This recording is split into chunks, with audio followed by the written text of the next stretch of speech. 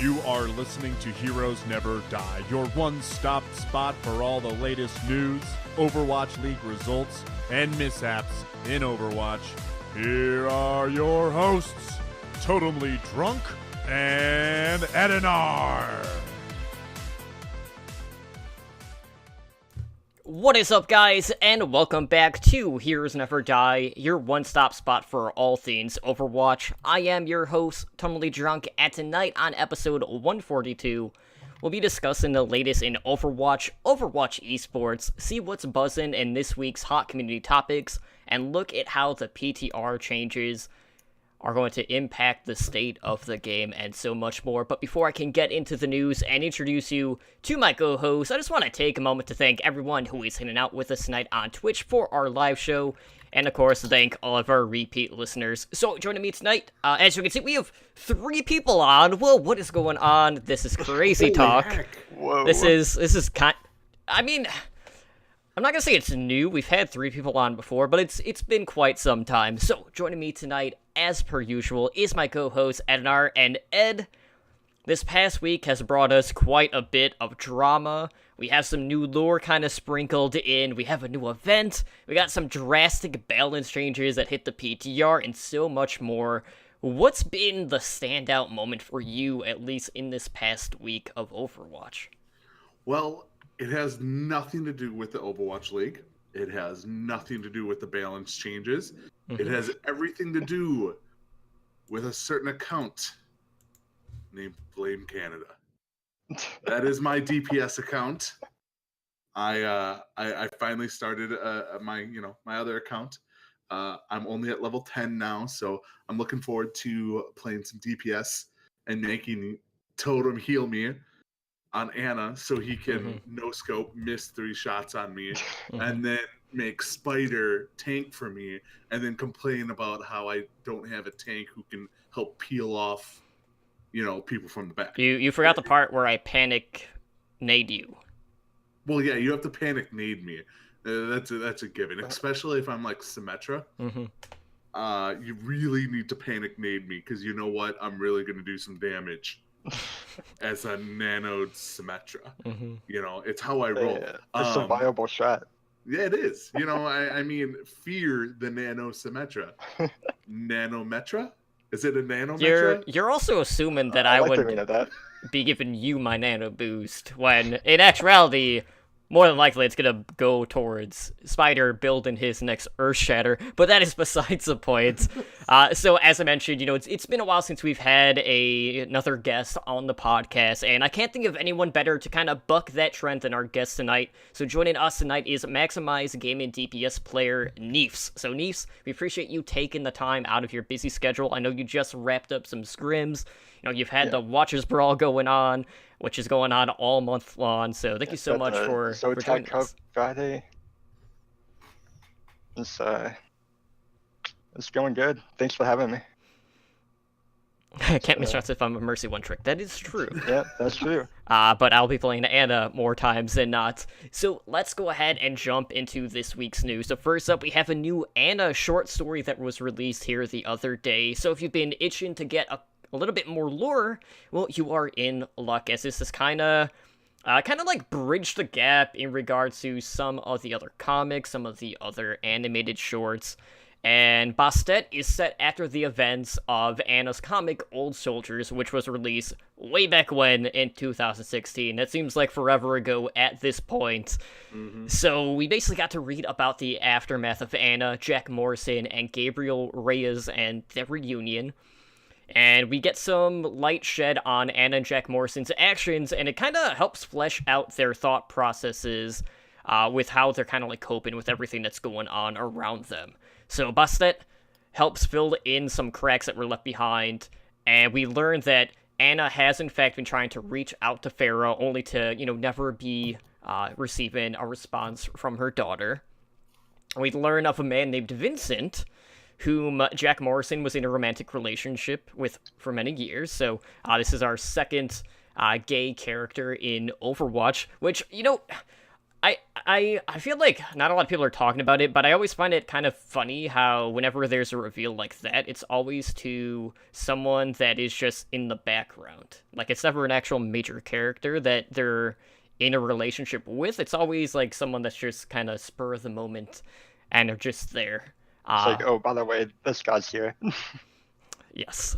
So on top of that, we got some other things. We got a new skin preview, which we'll talk about here in a little bit. That is for Bastet, and Bastet is a goddess of ancient Egypt, which ties into the whole Cairo bit with Anna. Same with Temple of Anubis, and she is this fierce lioness goddess of the sun and a protector of the pharaoh. So I have to say, like, this is a complete 180 from what we normally get. Normally, we're getting the short comics, which, Ed, you and I have talked about time and time again. Like, it's really not a lot of opportunity to kind of flesh out any sort of cohesive story. So how did you feel about this different take on a format for an expansion of lore? Well, I mean, they had to do something. So I don't know if you remember 2 years ago, they announced that they were going to release like a whole comic, like not like a short comic, like a whole series in one, basically a comic. All right, I want to say comic book, but like an actual book that was comic drawn, and they scrapped that. They basically said, we're not going to do this. We're going to introduce the lore some other way, and then everyone's like, well, where the hell's our lore? Like, I mean, we went 2 years and we didn't have any extra lore outside of the shorts and the comics. So this was a nice change. I liked it. I liked the short story aspect of it. But all it did was raise more questions than answers. Like it, you brought up, everything was soldier. I mean, they introduced Hakeem. Who the hell's Hakeem? Who's Sam? They talked about Sam. I have no idea who this is. Why is everyone pissed off at Mercy? No one wants to go near Mercy.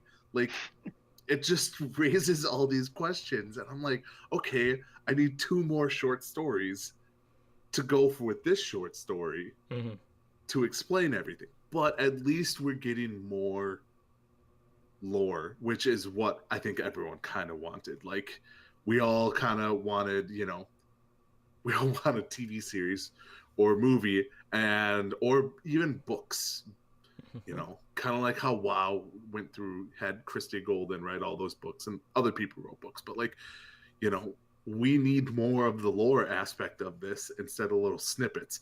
This was a long snippet, but still a snippet nonetheless. But I enjoyed it, it was fun.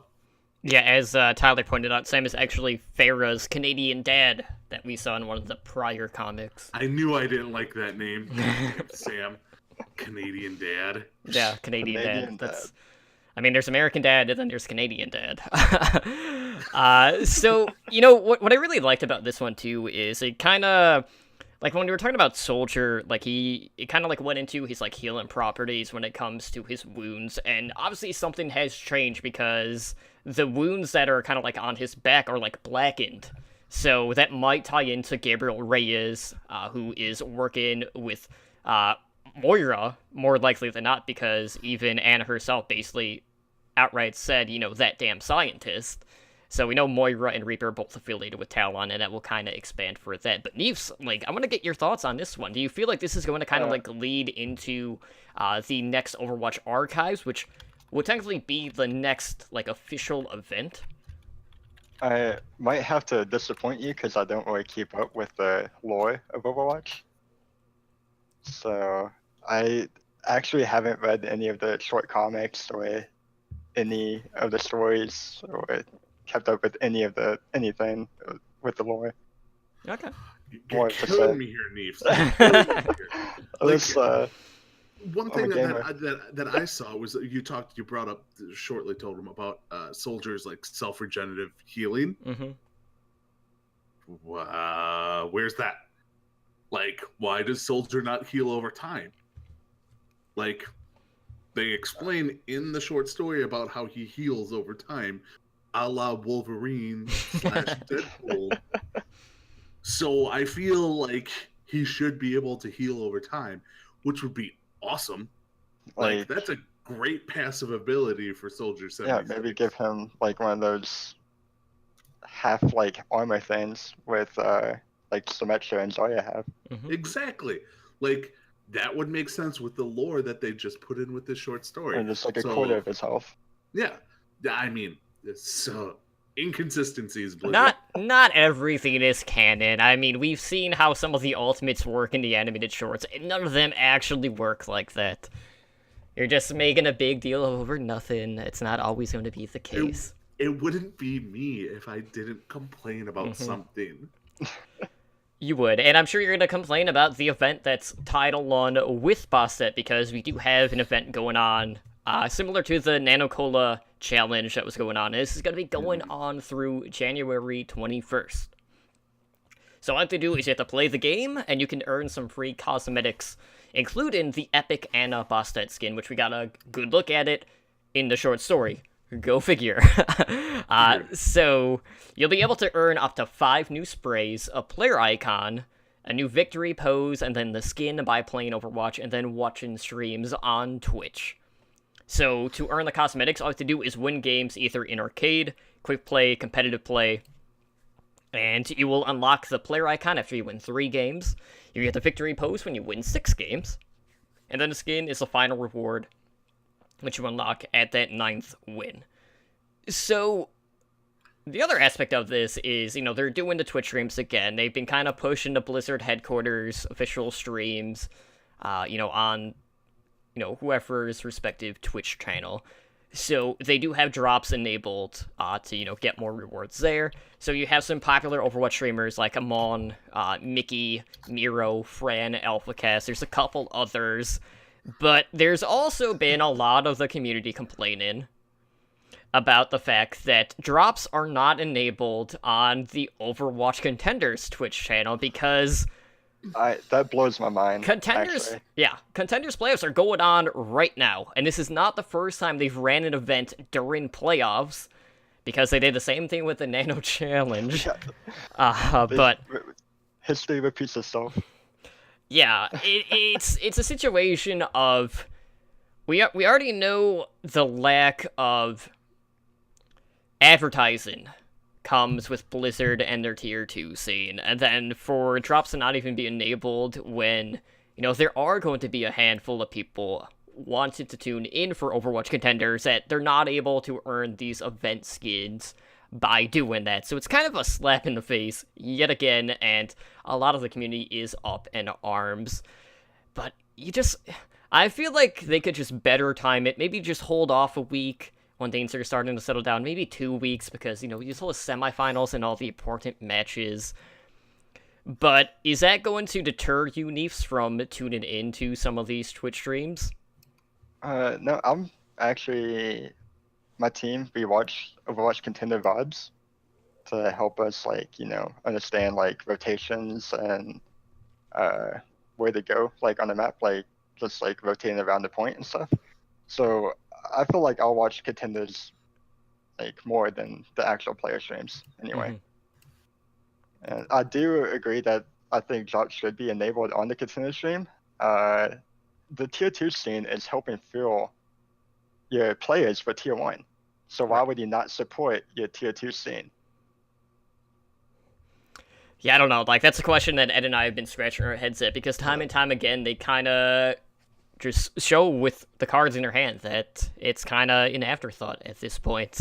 But Ed, we can talk about the Tier 2 injustice for quite some time. I do want to get your thoughts on just the overall event and the look of the skin, because the skin, a lot of people are kind of complaining about just it's a kind of just a reskin, just with a new mask and all of that. I mean, it's an okay skin. It's to me, it's nothing special. I think she has better skins, and I mean, I don't truly care about sprays all that much. Just because, I mean, everyone has their certain sprays that they use to troll people, I mean, I know I do. And the player icon, I don't think anyone's going to use the player icon. The victory pose is actually probably my favorite out of all the stuff that drops for this. Is her victory pose where she's kneeling on the ground like that. Mm-hmm. But I mean, it's an okay skin. I mean, it's easy to get. 9 wins in 2 weeks is not unfathomable. Wow, I can talk. Can you? It's yet to be decided. But you know, I like the skin. It's not as so like the old the Diva skin for the whatever that event was called. Yeah, the Nano Cola. Nano Cola. That skin was awesome. Like that skin like stood out like, okay, this is an awesome skin. This one doesn't stand out. And it isn't like, oh my god, I need to have this skin. That's because it doesn't instill the fear of an old lady. I don't know if there is such a thing as instilling the fear of an old lady. I don't know. Like, I'm not scared of crazy cat ladies. Mm-hmm. I don't know about you, but I'm not. But she doesn't have any cats. Yeah, but like she's supposed to look like a cat. Like she has the ears and the cat mask, and you know it's crazy cat lady. She's a grandma. She's a crazy cat lady. Way to fit the stereotypes, Blizzard. So, but no, it's fun. I mean, like right now, I have Emong on another tab just so I can get like the spray emotes, like because I think you have to watch it for what, like 4 hours. Something like that. And it is important to note that when it comes to the Twitch drops that are enabled on these streams, you don't have to watch at those specific times. If you just watch any of those streamers, regardless of if it's their time slot or not, you will be able to earn the rewards as long as you have, you know, your stuff linked together on Twitch. But definitely go check that out. Hopefully everyone's already getting their 9 wins out of the way just for arcade boxes, and then, you know, you get some additional loot on top of what you're already getting. But moving on, we do have a new patch that was deployed on live servers, which brings, you know, a few different things. So we got some new Overwatch League expansion team skins, which we've talked about in the past. We have some new spectator updates, which I'm excited about, especially with all the tournaments that are going on right now. So I really like that. What is changing with the spectator mode? Well, we have status effect icons that now display on afflicted heroes' portraits. So statuses that include like frozen targets, stun targets, hack, sleep, anti-nade is a huge one. And also when a target is using their ultimate. They also made it where it displays melee kills in the kill feed. I know it also displays like destructibles too, like, you know, a turret or like a diva mech, things like that.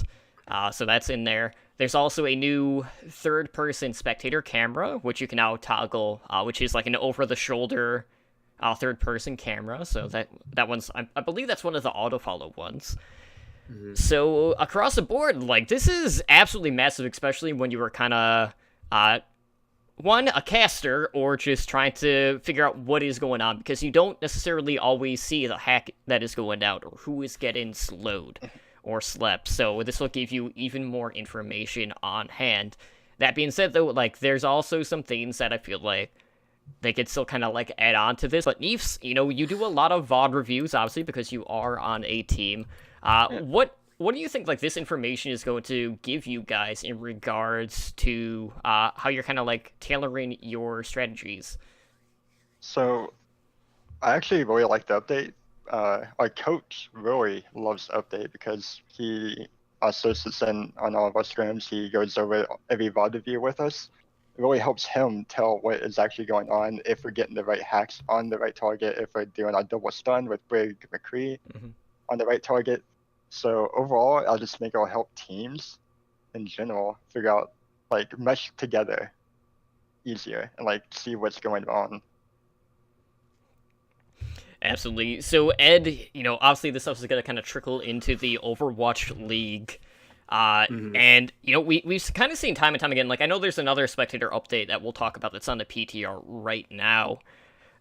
There's always kind of been like a lack of information that it hasn't been displayed, so sometimes the camera misses something. So, like, one of the changes on the PTR right now is that we'll be able to see in the kill feed when D.Va's defense matrix kind of eats an ultimate. Because right now, there are situations where someone's like, well, what happened to it? We don't always necessarily get to see that.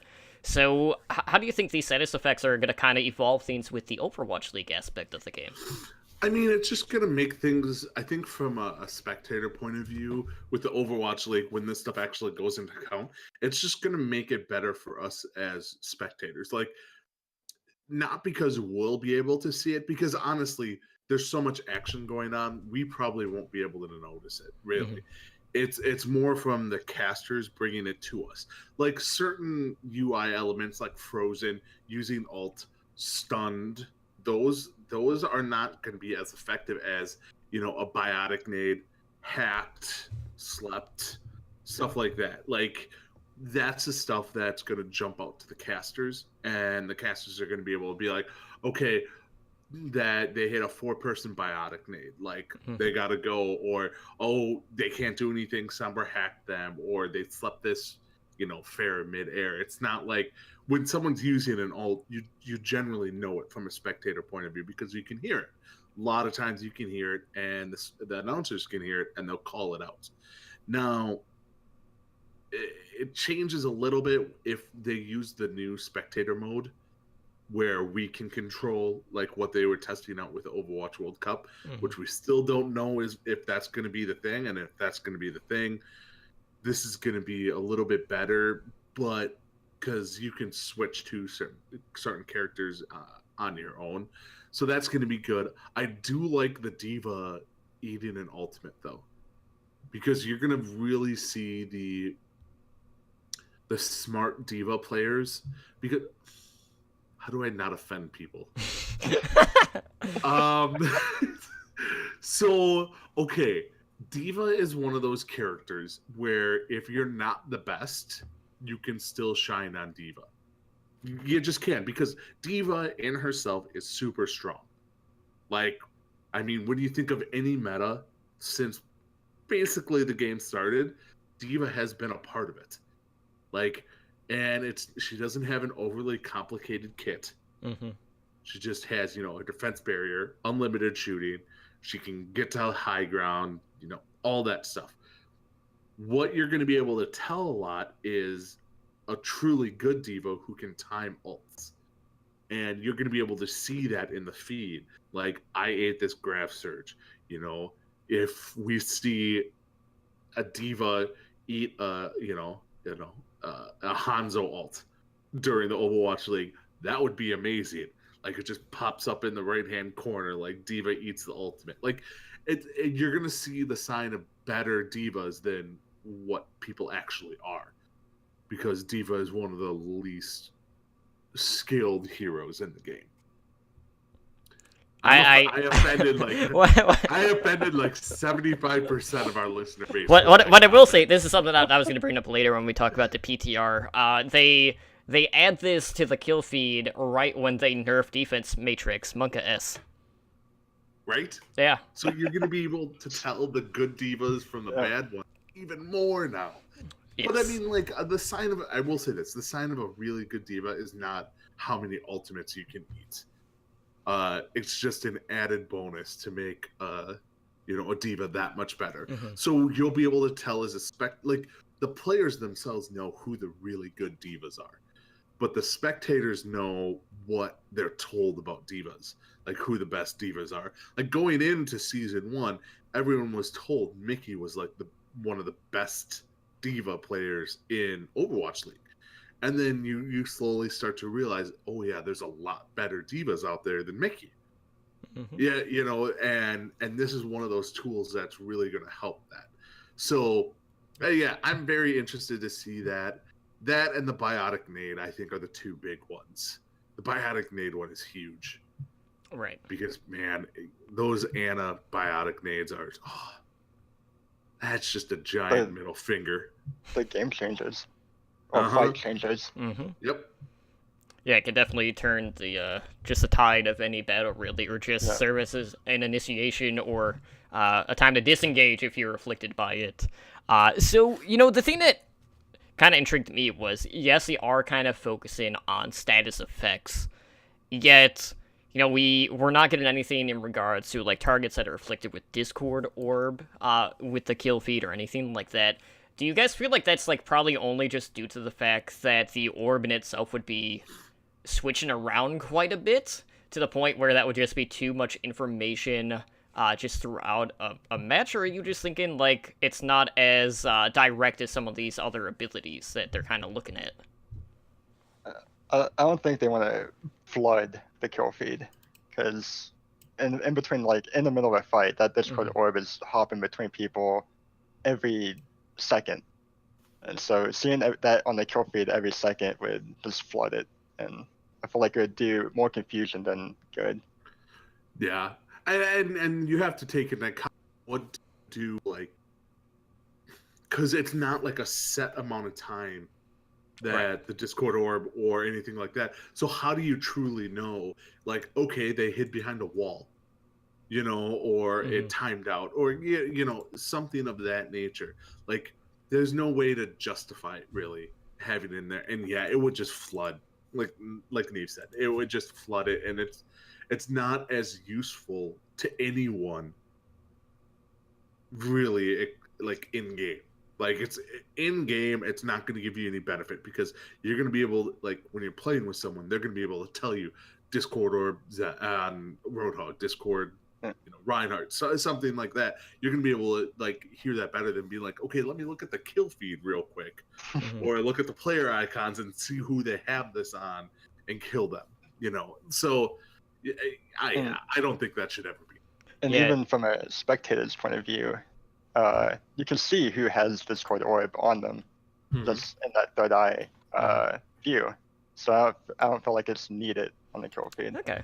Yeah, really the only other thing that I would like to see them maybe add in the spectator mode is the level of energy that Zarya is at too. Like, even if it's just like a small indicator on the player frame, like above like the player. I thought of that too, but then I'm like, that is a disadvantage to the Zarya player. A lot of times, it's like almost displaying, like, what their ult charge is at. Like, because I mean, it depends. Like, their charge is based, like, is their damage. So, like, if the other team can see on the thing what her charge is at. They wouldn't be. I'm talking about for an actual spectator, not like just spectator. Yes, only spectator mode. All right. Then I agree with it. Yeah, I'm not talking about, like, having that information for everyone in the game. I'm talking about it as purely as a spectator feature.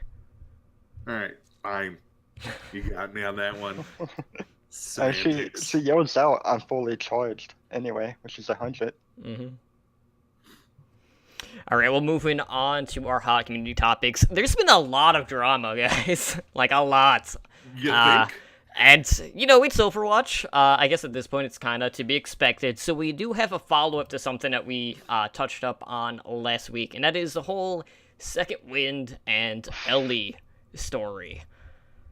So this is one of the two drama-filled esports stories that has been circulating for, this one has been going on a little bit longer. So we have some new updates on this situation. So in order to, like, kind of shine a light on it, let's do a quick timeline of how everything kind of evolved over time. So, on December 16th, LD appeared in the top 500 kind of out of nowhere. This is a new account, low level, all of a sudden it's top 500. So, a lot of people, raised red flags immediately at that point. On December 21st, LD was announced to be joining Second Wind. So from December 22nd through January 2nd, Ellie is playing for Second Wind. This was not during a time where Second Wind had any matches, so this was just, like scrims, things like that. And then on January 2nd, Second Wind announced that Ellie was leaving the team due to unforeseen circumstances, which is kind of what we touched up on this past week. So fast forward 2 days into January 4th, and then we had Cloud9 streamer Aspen saying on stream that Ellie was fake, and that someone named Punisher had decided to do this as what they had dubbed a social experiment. Later on in that day, Slasher had tweeted out that there was going to be a meeting between Blizzard and Second Wind players to kind of, get to the bottom of that. And then a couple of days later, we saw Blizzard's official statement regarding the controversy. And it basically said, after investigating the matter, we found that Ellie was a fabricated identity and is a Smurf account created by a veteran player to obfuscate their identity. We do background checks to ensure that players are who they say they are, as well as meet other eligibility requirements, and will take action against players if we discover any behavior that warrants it. Ellie was never formally submitted to the active roster of Second Wind and never played a contenders match. Okay.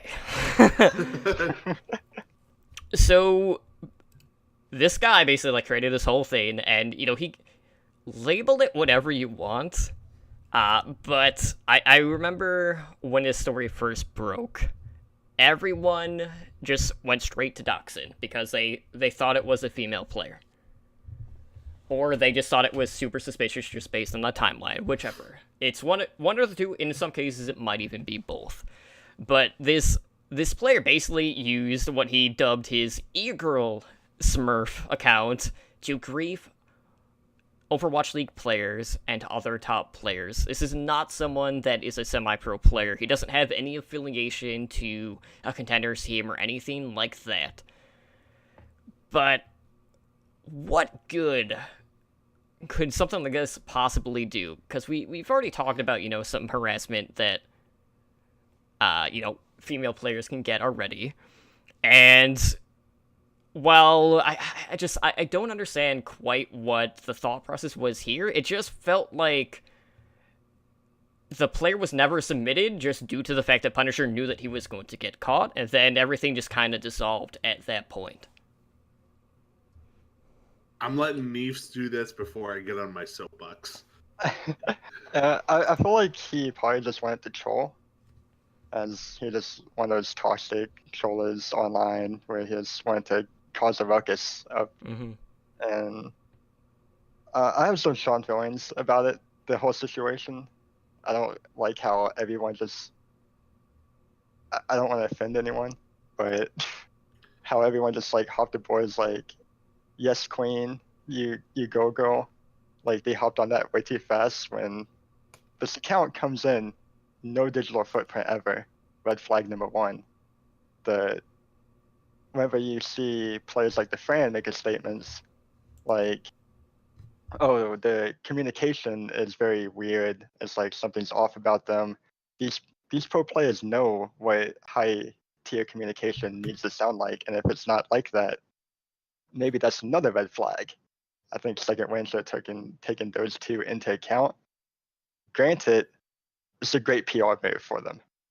So I think we can't hold them against it for trying this, because it does look good for the organization if it was a female player.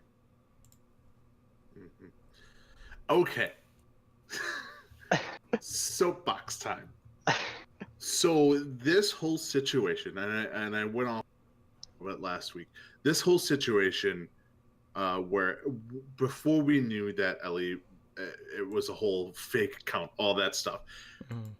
The amount of trash she got talked to her, take into account if Ellie was, if it was a legit account and everything that was said about her is horrible. And that's why I don't think people can jump to conclusions about all this stuff just because you don't know if it's true or not.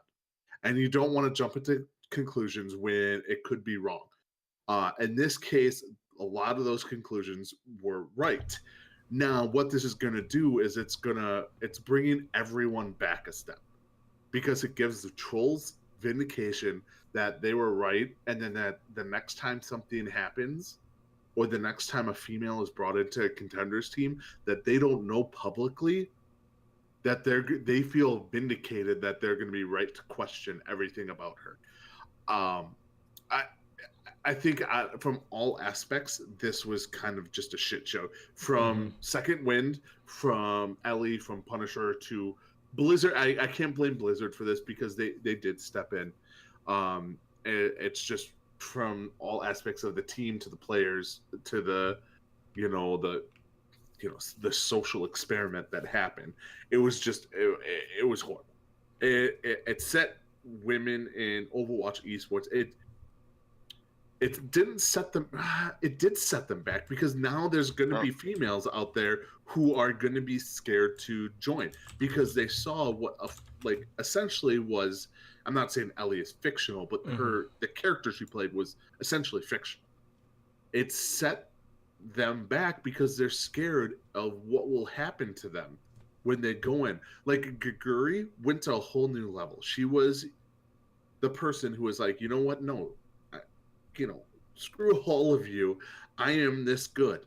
I'm going to prove it to you on stage. I'm going to do this in front of all of you. And she went above the rest. But not everyone has that because the overall player base is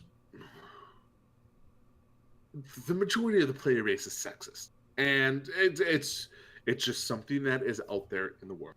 It's out there. People are sexist, people are racist, whether they don't know it, they just are. And it's just the culture that we grew up in. And if we don't realize it and don't sense what's actually happening, then nothing's going to change. And this takes people back because now the people who are very adamant about stuff like this happening are vindicated. Like this Punisher person obviously will never ever be in any Overwatch Contenders League ever. Any team who ever brings him on for anything will be chastised by the entire player base. Like plain and simple. Like he's done in Overwatch except for recreational play. But what he did is he set female esports players in Overwatch back. And I think that's the worst part about it because a very large portion of the player base is female, and a lot of those females are scared to even talk in group chat because of the trolling that they get and the harassment that they get. And by doing stuff like this, now that female that goes out there or someone who may appear female in the game, they're going to get harassed, be like, is this your actual account? Is somebody boosting it for you? So on and so forth, because that's just how the internet community is as a whole, because you do not have to show your face. And if you don't show your face, you can say anything because there's no repercussions. And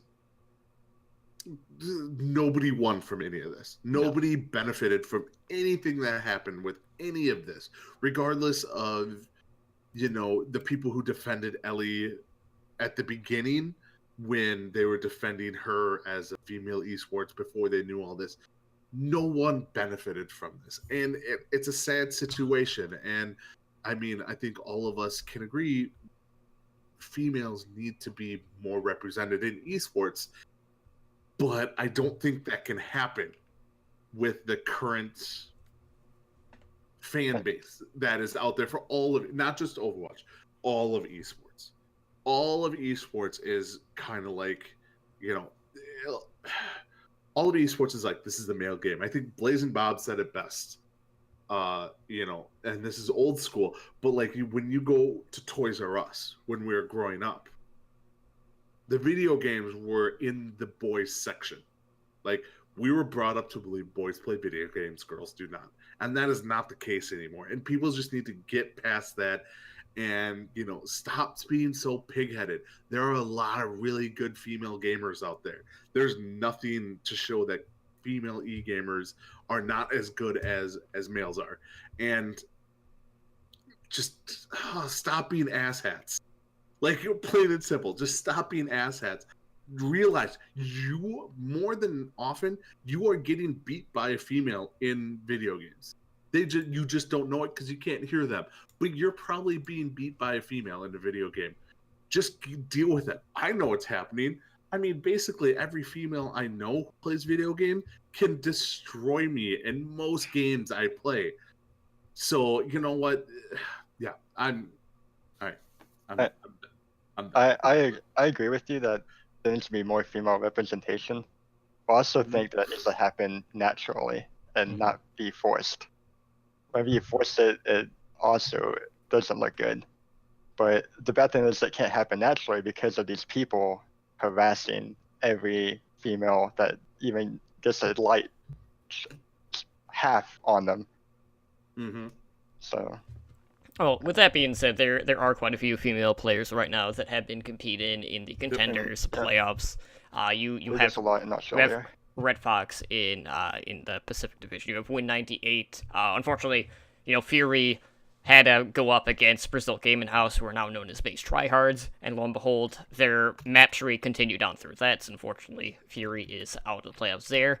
You have Evie from Athletico Esports in Australia, who is in the semifinals, so definitely go check her out. There's also Baby Porro, who I know played for in that Cine Drop Bears Breakaway Esports. So it's not to the point where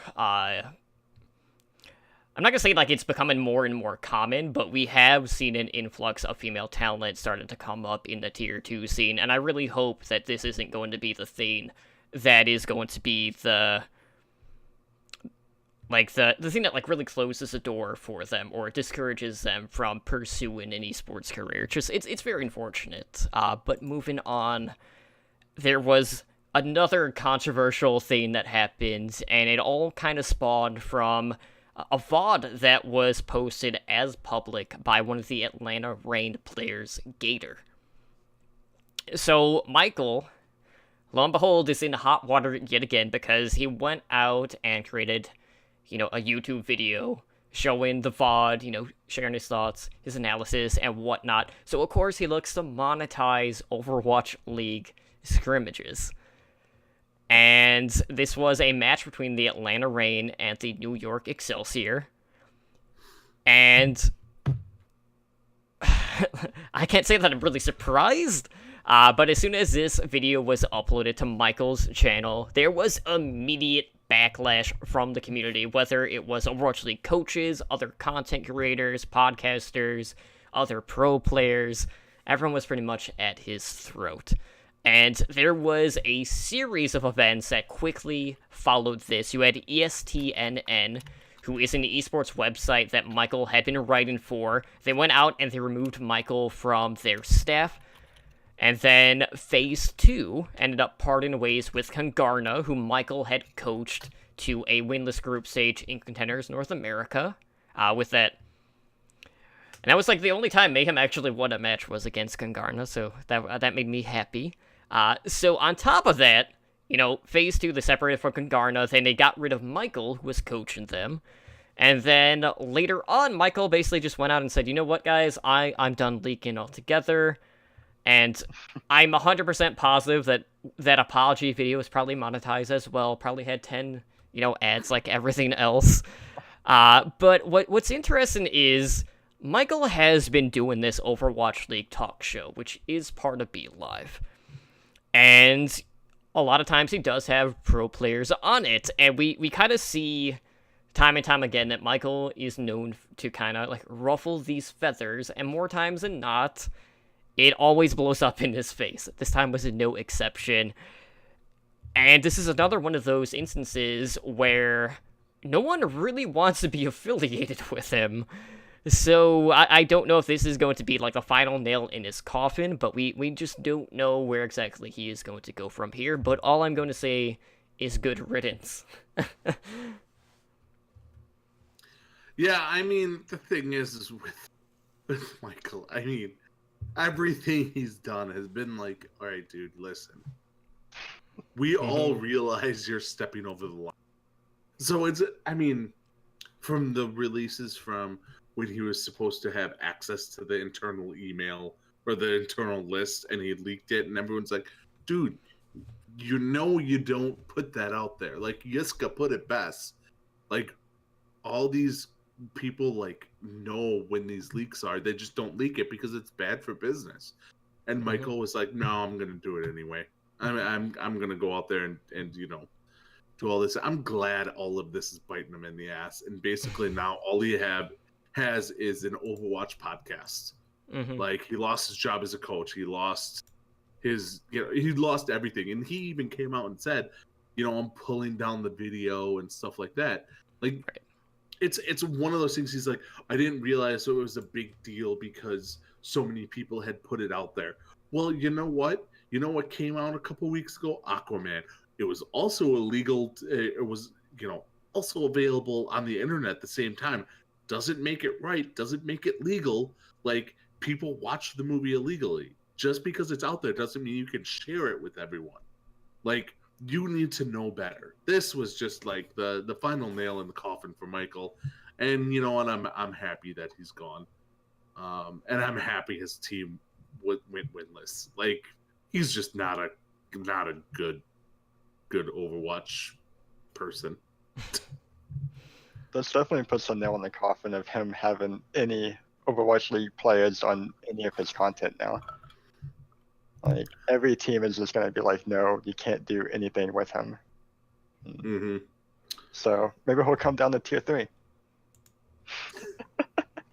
He'd be like, well, I have a tier 5 team.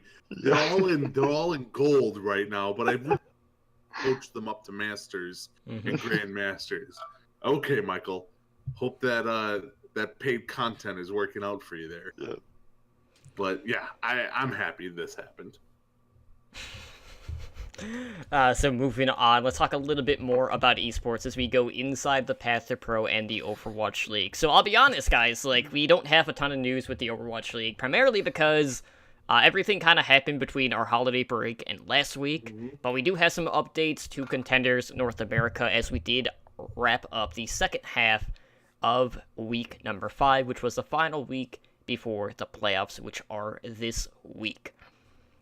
So we had Envy facing Sky Foxes. We had Second Wind versus Energy Esports, and XL2 Academy versus Glitters Legion, which for some reason I did not actually write down the results.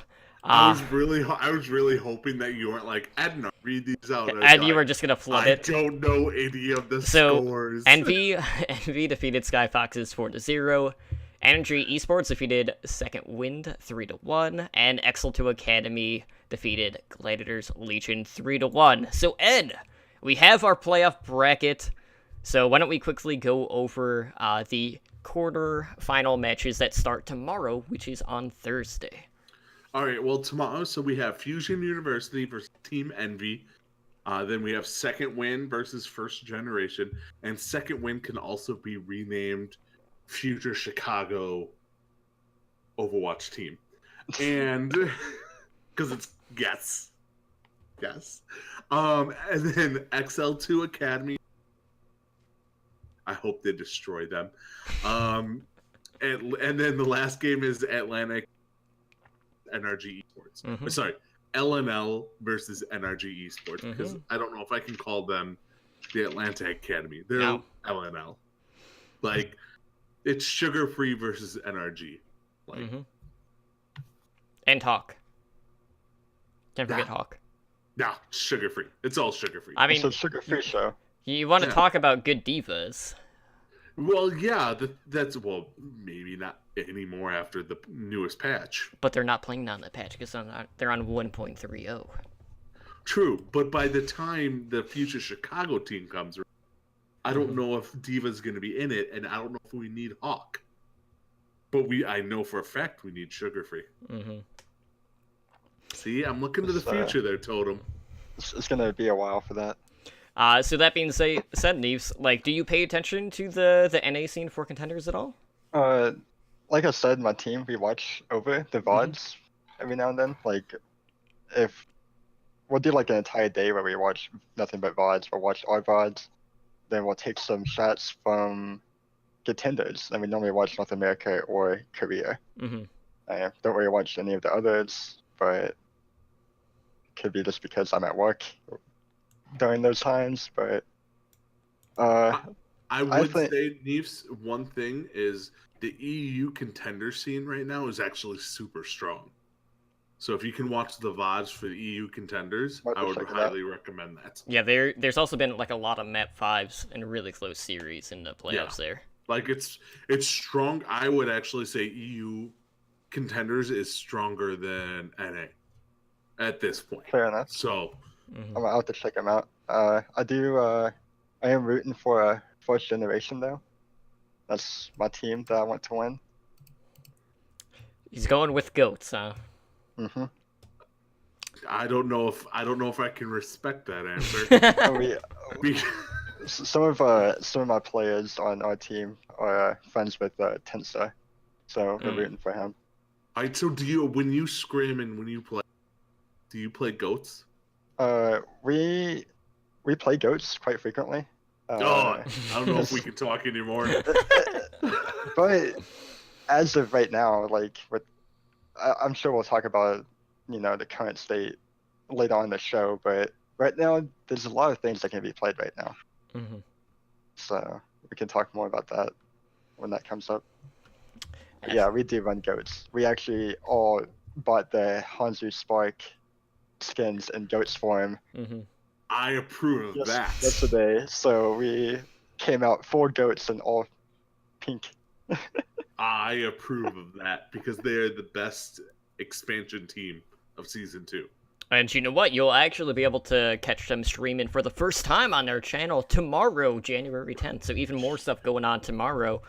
So they're hosting a streaming day, and this will be the first time that they stream, and it starts really early, Ed. I don't know if you're going to be waking up at 5 o'clock in the morning Central Time on Billy's Twitch channel to watch this.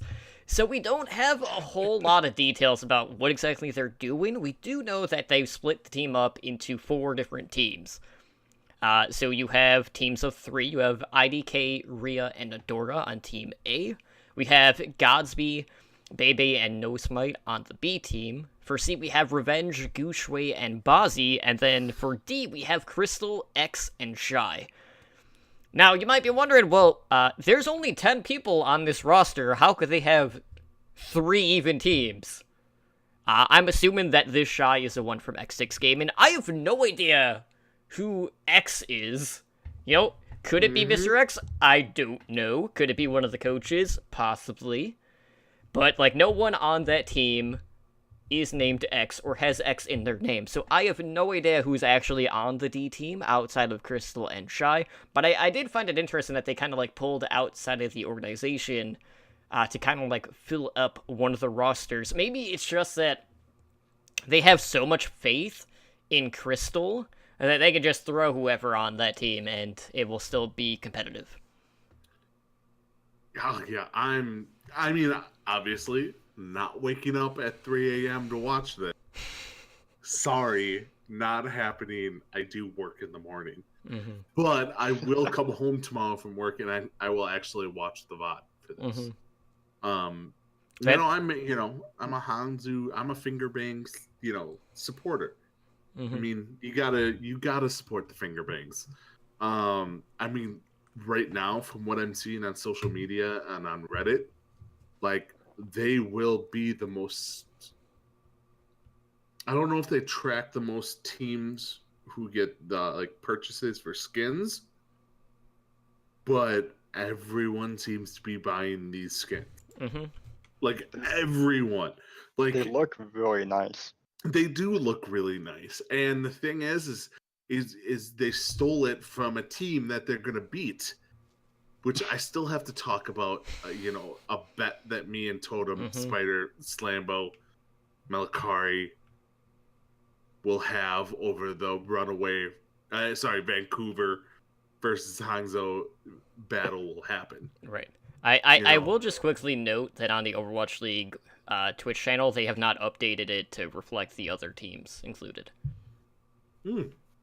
Just because it's off season. Yeah.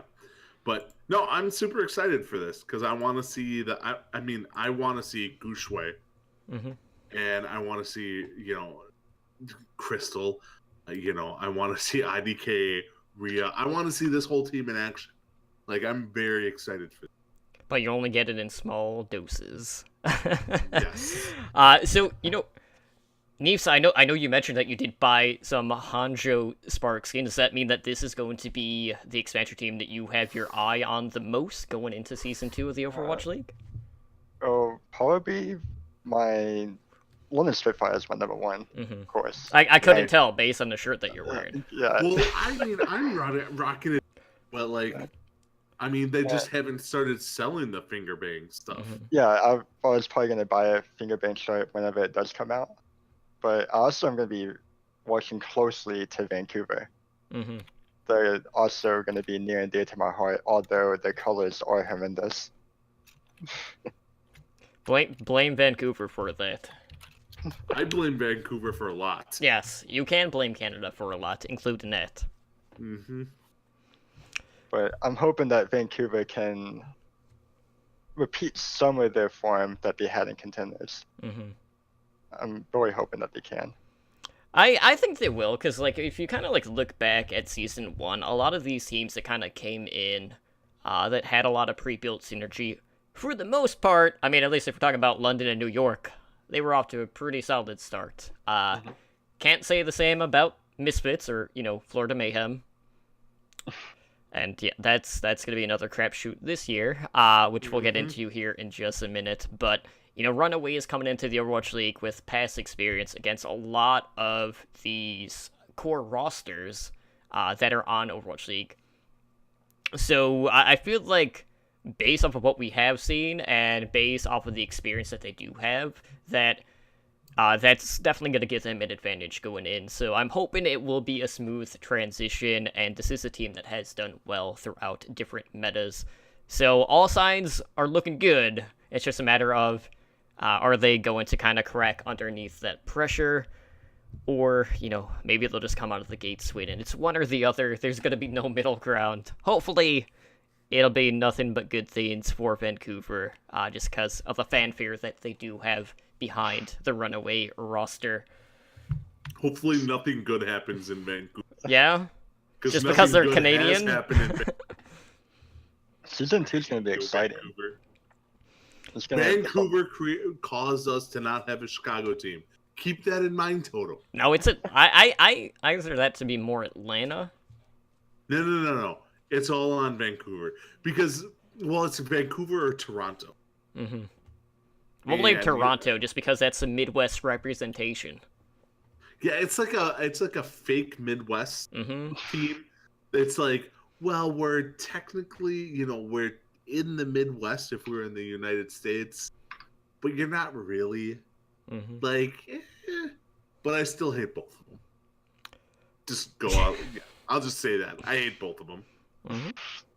That is fair. So with that being said, we are going to start our rankings of the Overwatch League teams, starting from number 20.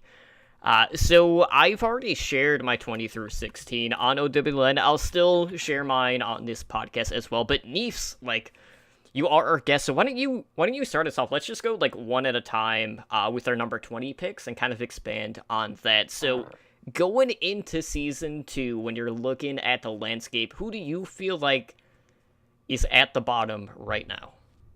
At the bottom? It might have to be Florida Mayhem. It might have to be. I feel like it's not going to be another Shanghai Dragons. Yeah, I feel like they'll at least win one game, right? They have to. And I feel like Florida might be the season 2 Shanghai Dragons. I just feel like they don't have any solid pickups to really boost them above everyone else.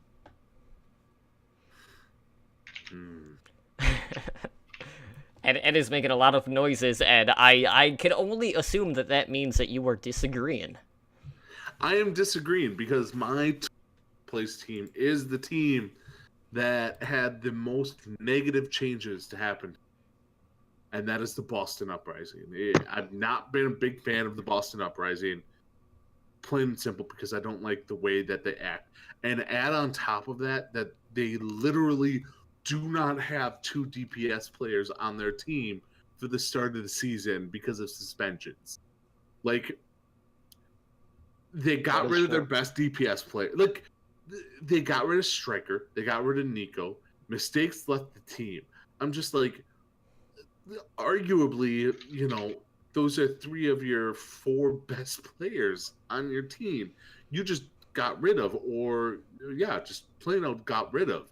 Like, they're just a team that is horribly run from the top down. And I cannot support this team because I don't believe in this team. Like, I don't believe in any of the players. Like, you talked about it on Overwatch League Network. Like, their DPS lineup of Blase and Color Hacks. I mean, I don't have faith in them. I truly don't. And those are the only DPS players on the team. So they are relying almost solely on GOATs being out there and being the meta. And with this newest patch that we'll talk about after this, doesn't appear like it's going to be the thing. So, like, you're going to have, one of your support or your flex players on DPS for the first, I can't remember. Is it 3 games Color Hex is suspended for? Like, it's just... I think it's 2. 2? This whole team is just in disarray. Like, I do not like this team whatsoever. So Boston Uprising is my last place team. Okay. Well, at number 20, I also have Florida Mayhem. Sorry to disappoint you, Ed. I know. So when we look at this team, they kept 3 of their pieces. They got rid of a lot of misfits. They dropped Logix, Manitin, Swoosh, Zebasai, Zupe, Zappis. And then they added Zephyr from the Dynasty. They signed Hagopun, Apply on a 2-way contract. They got Chris, BQB, Swan. And of course, that's built into the trio of Awesome Guy, who is under a new moniker. They have Saya Blair, who was the one true light in Florida Mayhem last season. And then Tavik. I still cannot figure out what is Tavik's purpose on this roster, because this is a Korean roster, pretty much. Outside of a couple of pieces, I really don't know where exactly he's supposed to fit in this, outside of driving the bus. The issue with Tavik is, one, I know he is one of the OGs of competitive Overwatch, but this is a player that is known for versatility. But when it comes to individual heroes, he's never necessarily been the best at any individual hero. He does have a massive hero pool, but in pretty much every situation, you wouldn't say, oh, Tavik is top 5 or top 10 at X character. You can name anyone, basically. So he's in this weird position where he either needs to have really good comms with the Koreans, or he needs to specialize on a hero or two, and even in that instance, that would be more of a map specialist type role anyway, where there might only be a couple of maps just across any map pool that he might actually be seeing play. So I'm not super confident in Florida, primarily just due to the fact that as an organization, kind of like Boston, Boston has that buy low, sell high mentality, but Florida has the mentality of, we're going to work with what we have, which in most situations is the bare minimum, and we're just going to see how they fare. Mm-hmm. We talked up Mayhem Academy and the changes that they made, and they completely underperformed. They only beat the only winless team in Contenders North America. And that was it. Like, they even in that series, like, it wasn't, like, a dominant performance. There were still a lot of issues with that team. And I don't think that Mineral deserved to remain as the head coach for this team. There's not enough there for me to say, you know what, Florida, you're not bottom of the barrel. I think they still are at this point. But I do hope that Zephyr is going to be able to really prove his worth on that off-tank role, just because he didn't get that many opportunities on the Dynasty last season. So there is definitely going to be a lot of pressure on this tank line to open up the space for Saya Player, for BQB, and then they could go on from there. So, go ahead. I agree with your statement on Tavik. As they say, a jack of all trades is a master of none. Mm-hmm. He's the big question mark on that team. When he is a good player, when he's on, he can hit amazing shots. He has great mechanical skill, but when he's off, he's almost non-existent on the server. Right. And it's just that inconsistency that is why is he needed on the roster at all. To get the kebabs. I mean, he's almost brought on the team aspect, or for if he clicked with Saya play last year. Mm-hmm. Like if he really clicked with Saya play last year, you know, maybe they kept him on as like because Saya player is the MVP of the team. I think everyone can kind of agree on that. Like the face of this team is Saya player, and if Tavik is one of those players that like Saya player was like, I really want to play with this guy, they're gonna keep him around because, like you said, it's a South Korean team plus Supply and Tavik. Like, so it'll be interesting, but I don't see them as the last place team. All right, well, that will bring us to our 19th ranked team. So, Neefs, why don't you start us off? Who do you think is just, one step ahead of Florida in your case? I'm gonna take Illinois and go Boston Uprising. I had them slightly above Florida, but I feel like Goats will probably still be strong going into season 2. I feel like even on the PTR patch notes right now, I feel like Goats will still be playable and at a high enough skill to where they could beat out other metas. So I feel like they'll have a slight advantage going into season 2, but probably not entire of season 2. Mm-hmm. So, Ed, looking at our rankings, I know you and I both have the same team in that 19th position. So why don't you share who that team is for us? For us, I mean, it's so. I mean, yeah.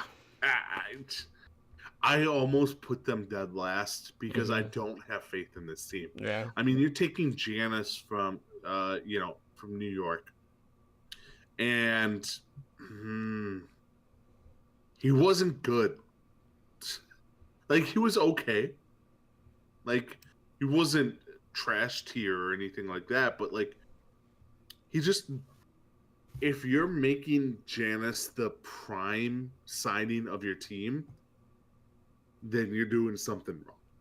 Like, you're not starting a new franchise with a backup B tier tank.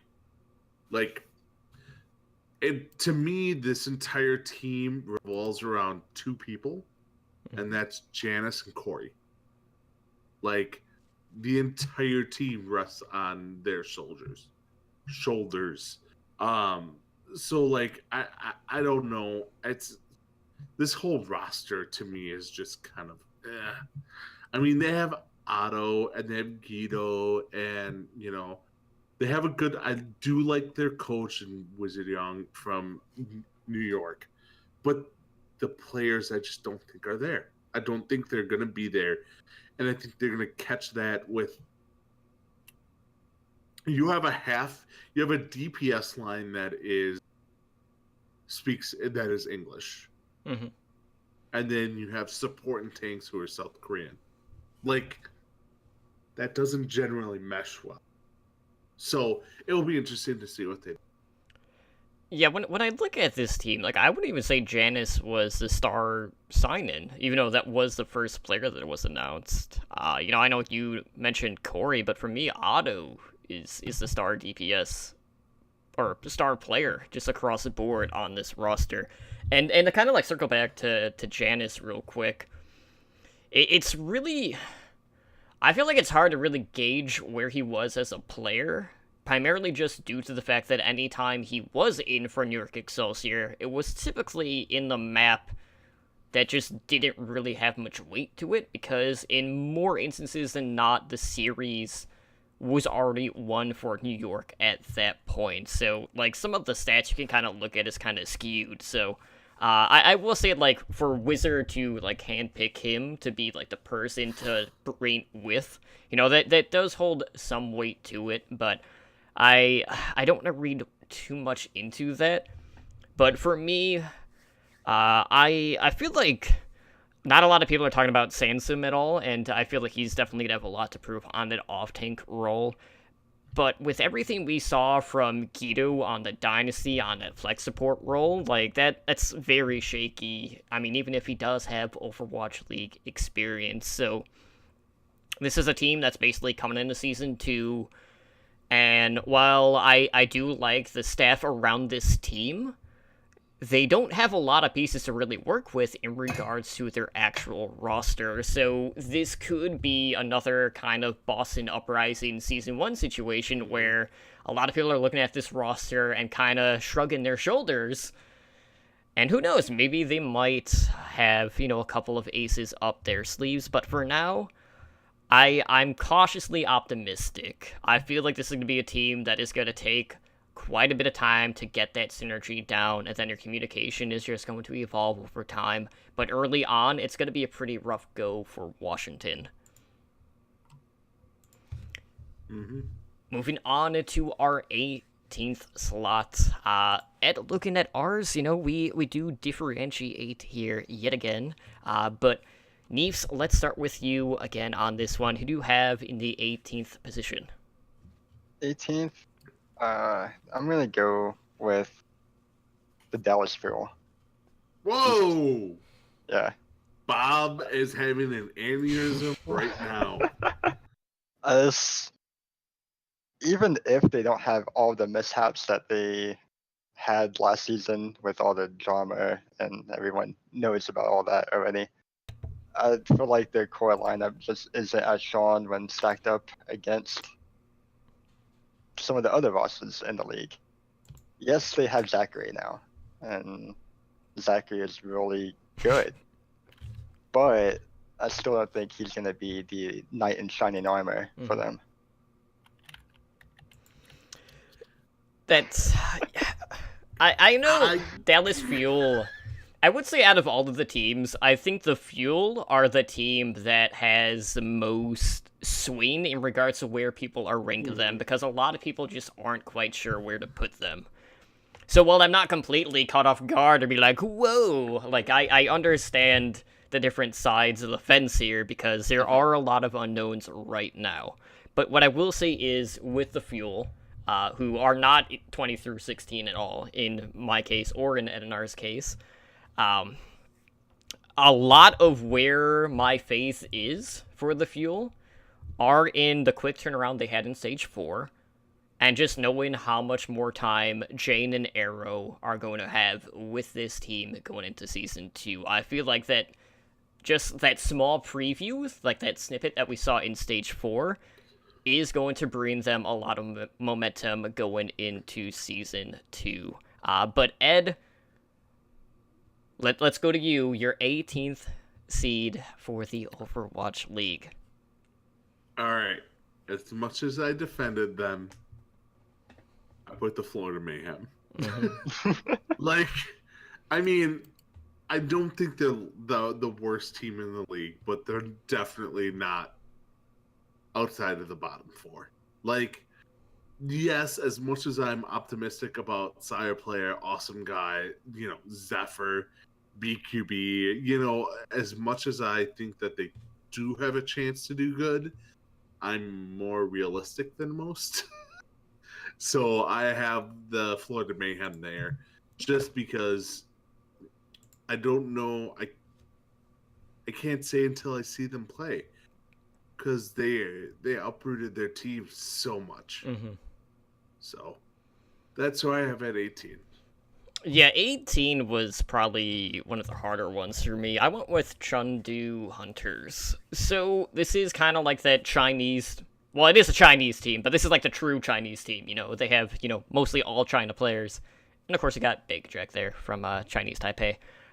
But my biggest question mark is... Are we going to get the redemption arc from these miraculous youngster players despite the layoff that they had in competitive Overwatch? I don't know. You can kind of say the same thing about Bacon Jack, because he too stepped away for a while after he competed with Flesh Wolves, who, just like MY at the time, were kind of at the top of their region. So, it's so hard to say, like, is that layoff going to be as impactful as opposed to, like, people that don't have, like, pre-existing synergy? I don't know. It's very hard to kind of, like, measure where that's supposed to be as an overall team.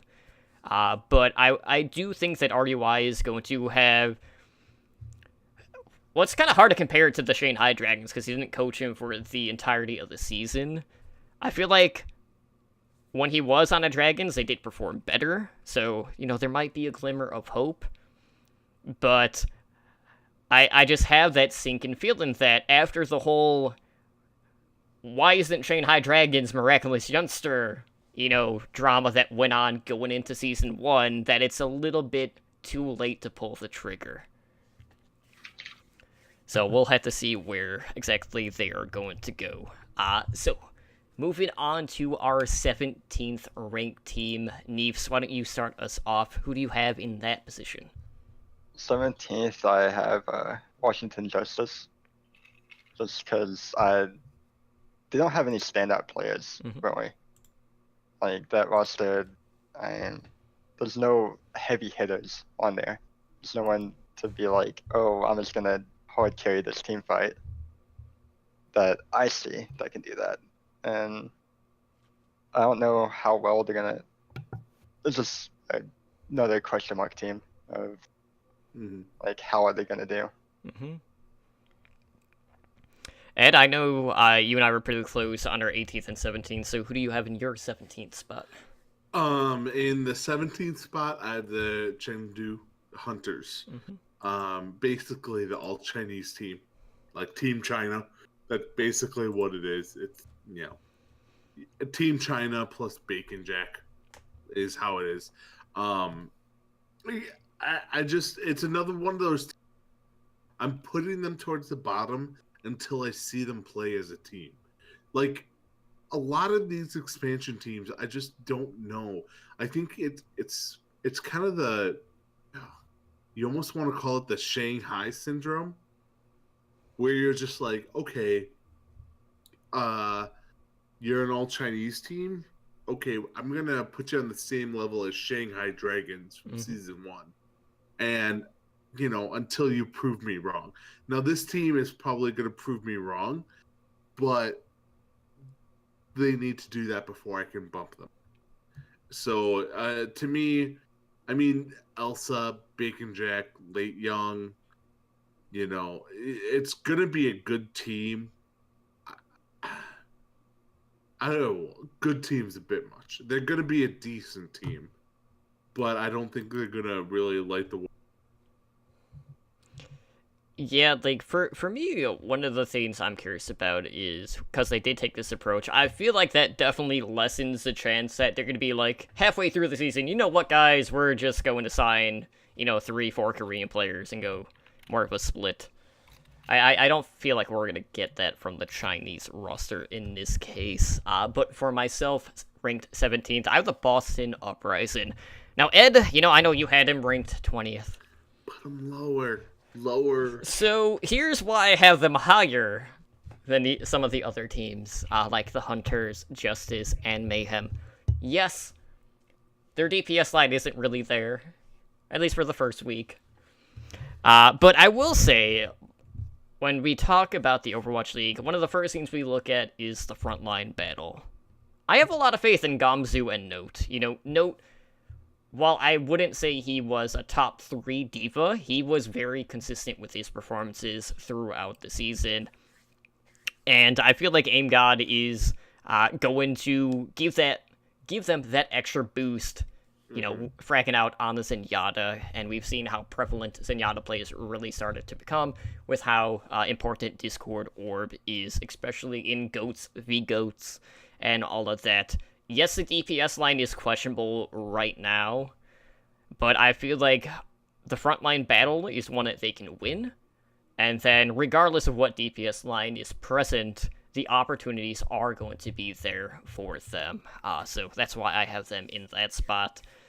So to wrap it up for our rankings, we're going to go to the 16th seed. So, Neefs, who do you have in that position? for 16th, I don't know if I'll shock you all by this one, but I'm thinking the San Francisco Shock.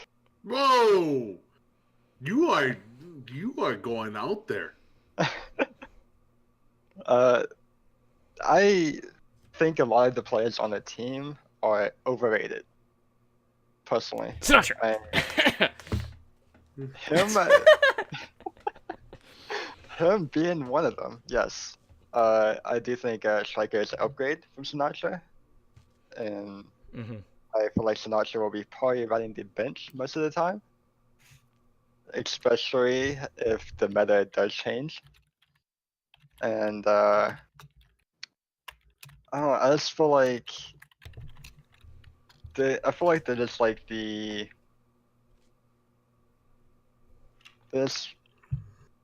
all a bunch of like big names. That's all they have on the team.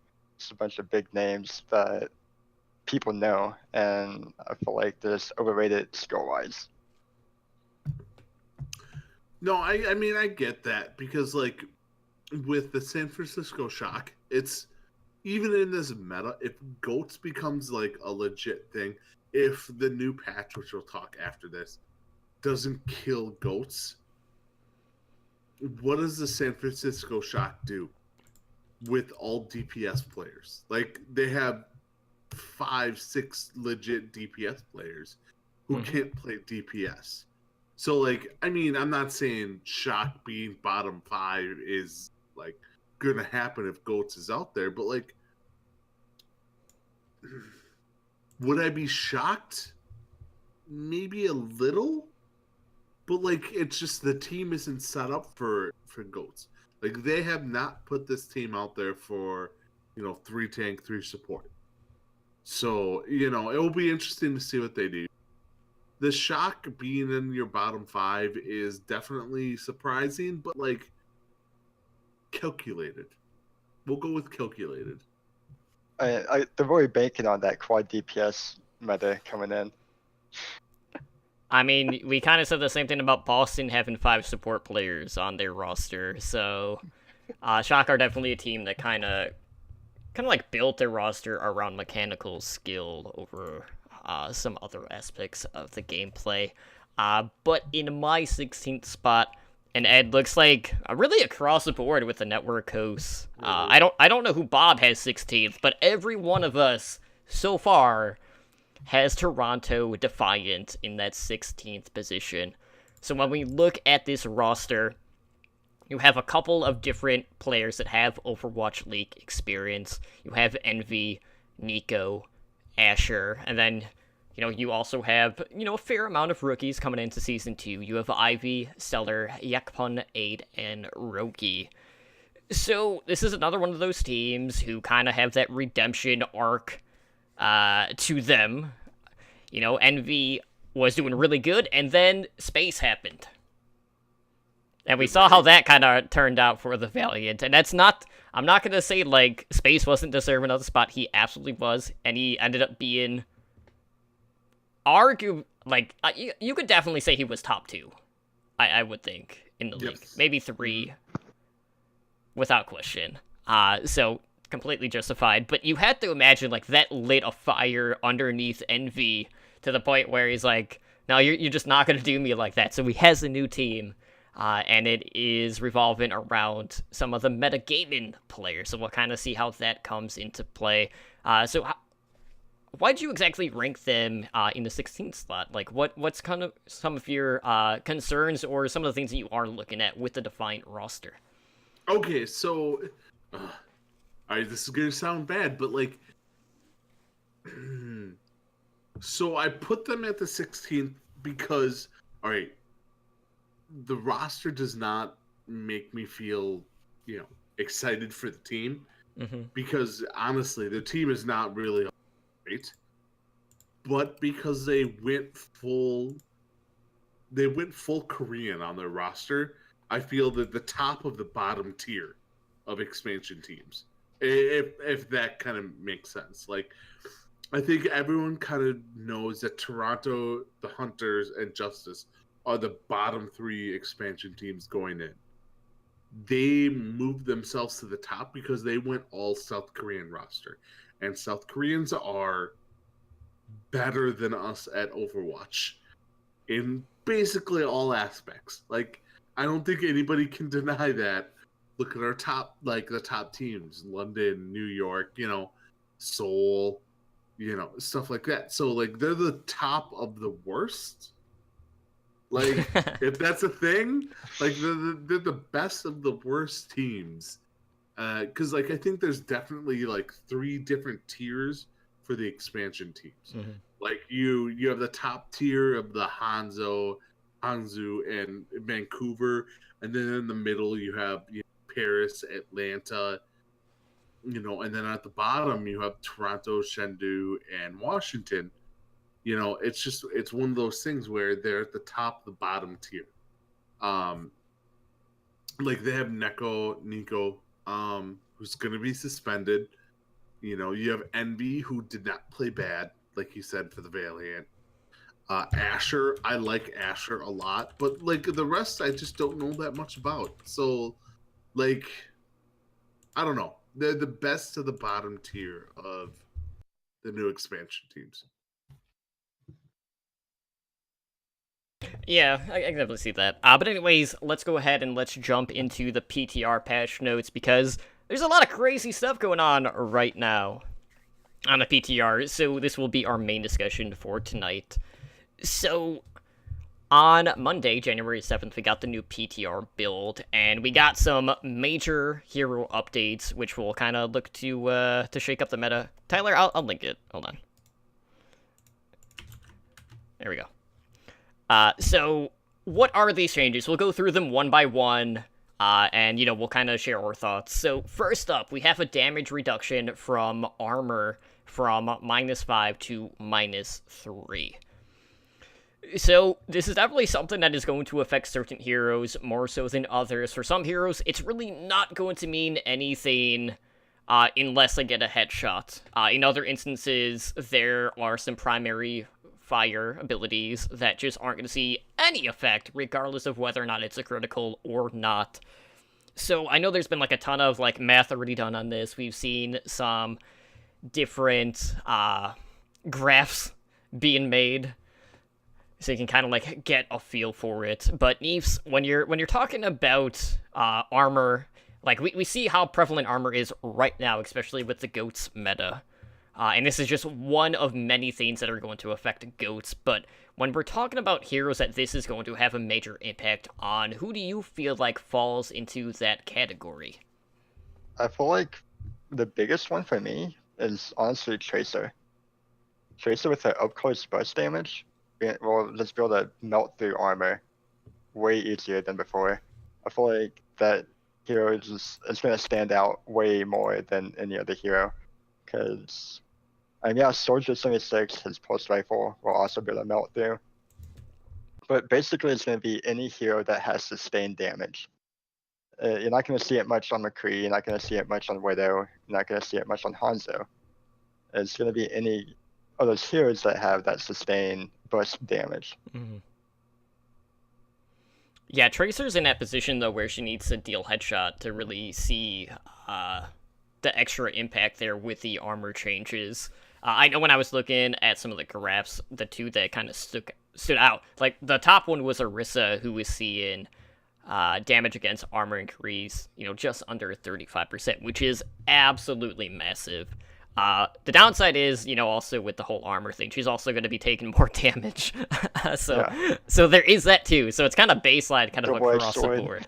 Yeah. So when we're talking about, certain heroes that aren't really affected by this, regardless of headshots, you're talking about D.Va, Winston, Mei primary fires. And for the critical aspect of it, in order for them to be doing more damage, you look at heroes like Doomfist, Tracer, Roadhog, Wrecking Ball. So, some of those are very concise spreads, so who knows, like, this might even bring Wrecking Ball up to a more prevalent position in that tank role, whether it is serving as a main tank or otherwise. But Ed, like, is this enough to really bring certain heroes back into the meta in your eyes? You're muted, Ed.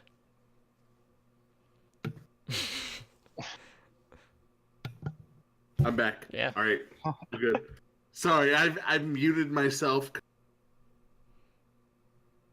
I don't. So Okay. like, It cut out. all right. So yeah, I've been sick, so I've been coughing, so I've had to kind of mute myself. But like, I think this will bring certain characters, certain DPS characters back. You know, the first thing that popped into my mind was someone like Zenyatta. You know, who has a lot of armor. They can be killed like, you know, like Neefs said, like a Tracer versus a Zenyatta is going to be more beneficial now because they'll be able to peel through her armor more quickly. Like, this was essentially made to help reduce the. This was an anti-Goats nerf. Like, it just was. Like, there are little niche situations here and there. This player versus this player, this character versus this character, so on and so forth.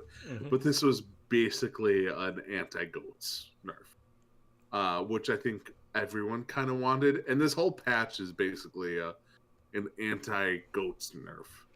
I wouldn't say the whole patch, because like the Reaper change kind of made it seem like, okay, we're still trying to go that route where Reaper counters tanks, but I don't think it's gonna hit that point. But you know, armor was affected with that. Same with Brigida's rally. We've seen the maximum duration of that go to 30 seconds. So no longer are you gonna have like perma armor on Zenyatta or Zarya, which honestly was pretty game breaking at times. Because I mean, Jonak, when he's got, I can't remember, it was like 425, something ridiculous. You're not killing that. Like, you're not even gonna get close to him before you even hit him, so good luck trying to get that. But we've seen a number of balance changes to Brigida. And for me, Rally was always the fundamental issue with the armor in the game. So I felt like Rally should have been the first thing that they looked at before they made all of these other changes. Neefs, do you think that maybe they're going to kind of like look back at some of the other changes they made to Brigida and maybe tune it back? Or is this just going to be additive to what they have already done at this point? I feel like they won't roll back any of the changes or tune it back up.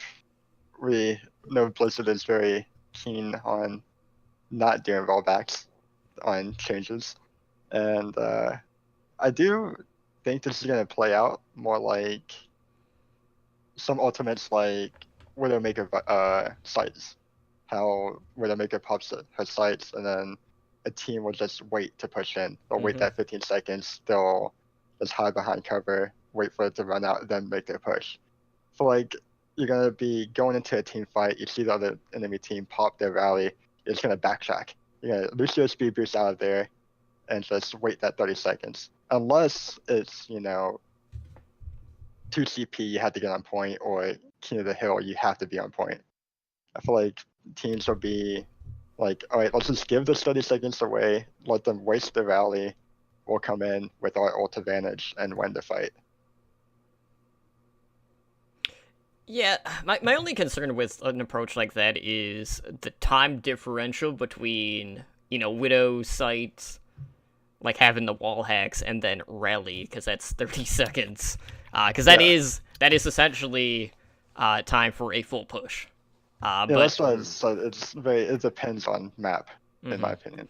Yeah, it will kind of take the approach of, like, right now, where rally can kind of just be used. I'm not going to say, like, whenever, but a lot of times people use it post-fight to have it, you know, still active for the next fight, and now they wouldn't be able to do that. So this is going to be more of a pre-fight ultimate, which, in that case, you probably could wait it out. But, Ed, how do you think this one is going to come into play here? I mean, the thing is it just forces you to be smart about her. Like, her ultimate used to be one of those, use it whenever you have people around you, and it's going to be super effective. And now it's going to be one of those, okay, you have to be strategic about it.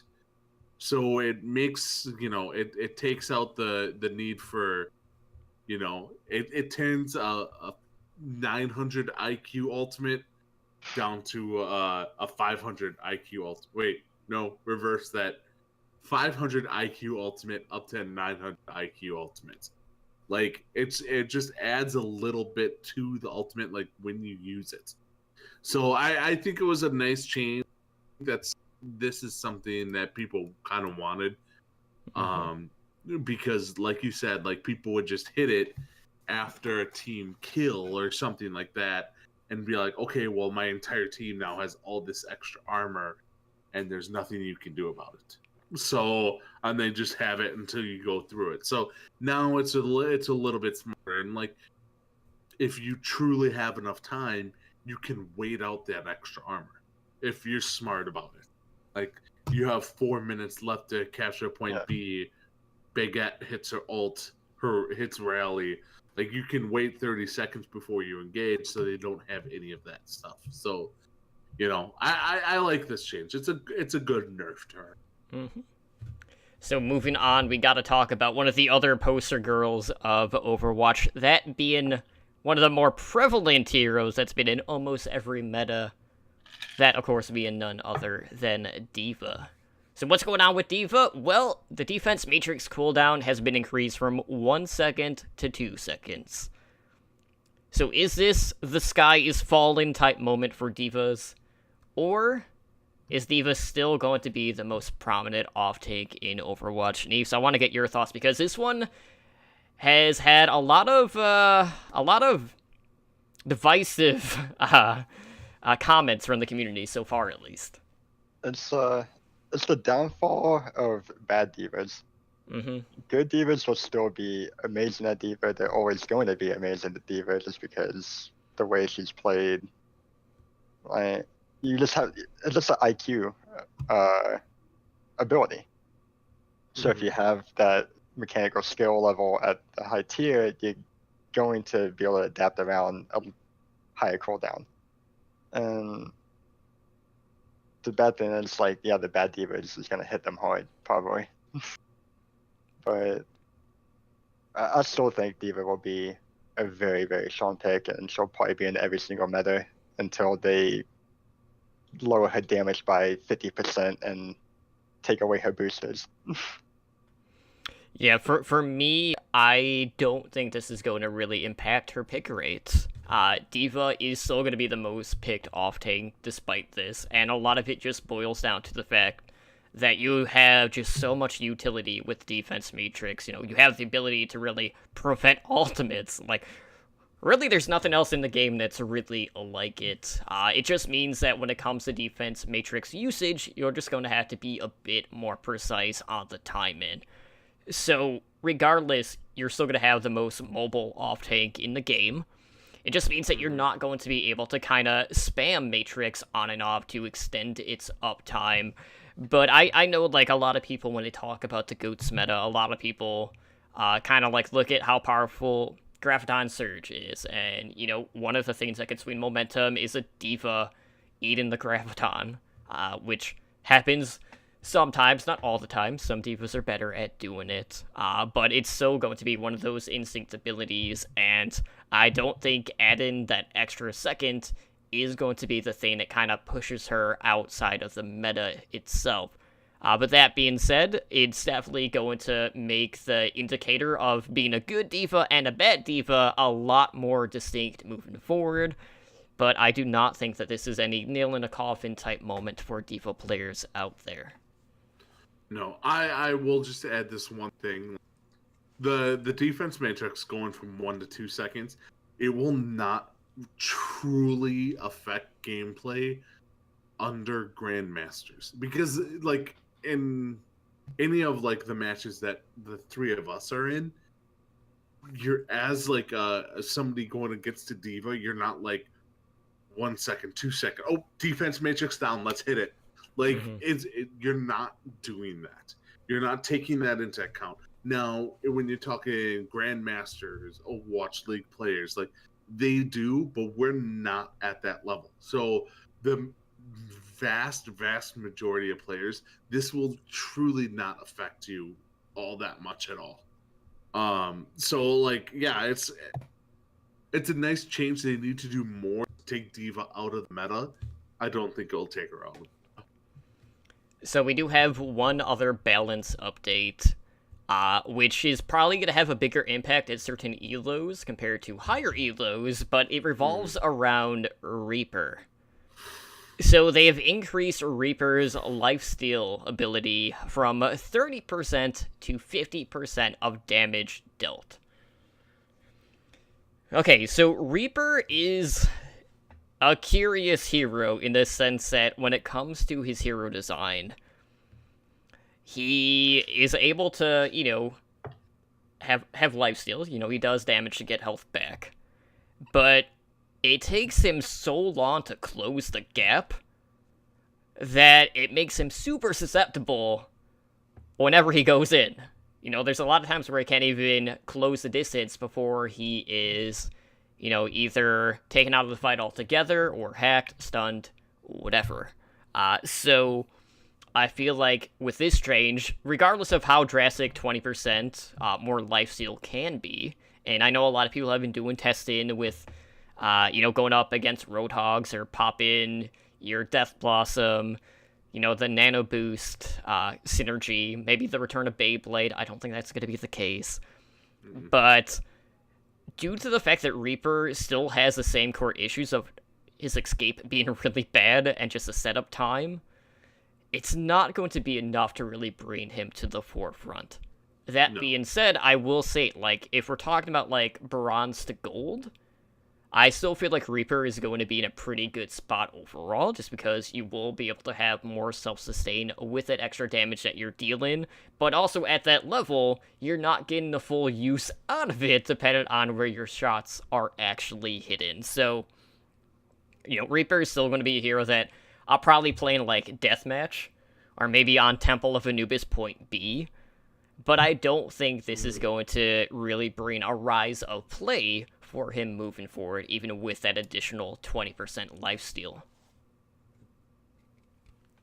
Neefs, I'll let you go first on this one. I'll still do the same thing I do to everyone that plays Reaper, and I'll just avoid them. Every time I see someone on my team go Reaper, I'm just like, GG, it's over, I'm go next, we go again. I just avoid them. Granted, there's not a lot of people in Grandmaster that do still play Reaper, so I don't see it very often. So, but I don't think that change is going to do anything for him at all, really, especially at the higher elo. Yeah, the thing with me with Reaper, kind of he's obviously very effective, and this is a good anti-GOATS ability, but the other changes they made kind of almost took GOATS out of it.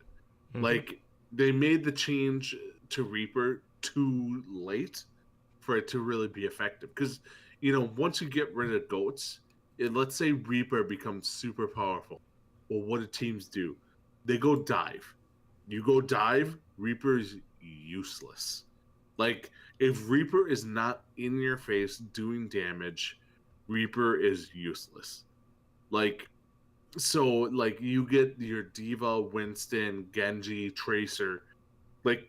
There's no point in if you're Reaper, you're hurting your team, and that's kind of the problem they have with Reaper. Right? It's you have to have up close personal contact with someone for Reaper to be useful. But there's very, very easy ways to counter an up-close Reaper. And, I don't know how you balance. I don't think there's a way you can balance.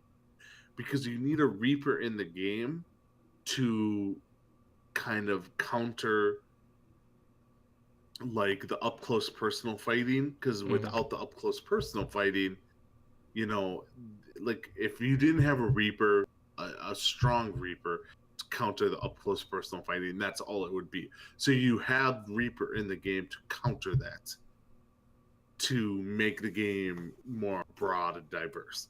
Now, Reaper hasn't been strong enough to do anti-goats. I think this lifesteal is very much a strong part of anti-goats on top of all the other changes. So, like, it's just one of those things where he's necessary in the game, but it doesn't mean he's good in the game. Mm-hmm. If that makes sense to anyone out there. I don't know. Well, there's already a comp going around right now that counters Reaper, and that's Protect Kree. Right. One Flashbane fan the hammer, you're done for. Mm-hmm. And even if you left shift the Flashbane, guess what's standing right next to the McCree? A baguette. Yeah, but that's not a goat though. Yeah, That's like not a that's 3v. like Orcos, That's not a 3-3. Like, I'm talking like straight up. If you're running goats with Zarya, Reinhardt, Diva, stuff like that, a Reaper, a properly tuned Reaper, will destroy and should destroy goats. Like, I feel every high end comp should have a super strong counter, and a super strong counter can be essentially in themselves countered by a super coordinated and good team. So, like, it's kind of like you have this comp, you have a counter, then you have a higher counter. Like, I always feel that's how a game should be. And I feel Reaper is the natural counter to goats, but he was so weak to counter goats. And I feel the extra 20% like healing is something that really kind of did good for him, because he heals for a lot now. Like, it's hard to kill him in a goat's. I would have liked to have seen maybe not as much of the lifesteal increase, but maybe some of the movement speed and the left shift. Get a little bit movement speed and left shift increase. Like Totem was saying, his gap closing isn't as strong as the other heroes in Goat's comp, and he just needs to. I felt like he needed a movement increase to be able to actually counter Goats, be able to actually get into them before being bust down half HP.